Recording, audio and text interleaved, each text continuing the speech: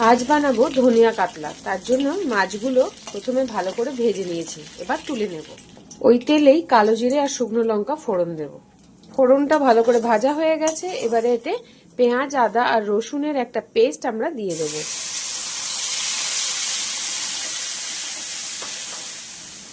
একটু ভাজা ভাজা হয়েছে, এবার এর মধ্যে আমি আর একটা পেস্ট দেব।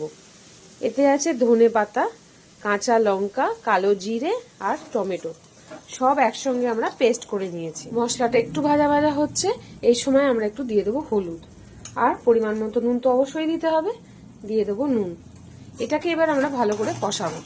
মশলাটা কষিয়ে নিয়েছি, তেলটাও বেশ ছেড়ে এসেছে।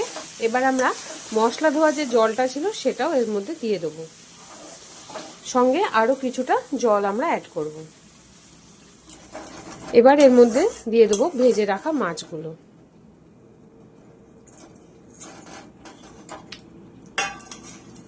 মাছগুলো এর সঙ্গে ভালো করে আমরা ফুটিয়ে নেব। রান্নাটা আমাদের কমপ্লিট। শুধু নামানোর আগে একটু সর্ষের তেল কাঁচা ছড়িয়ে আর গরম গরম ভাতের সঙ্গে পরিবেশন করব। তাহলে দেখে নিশ্চয়ই বুঝেছেন কত সহজ এই রেসিপিটা।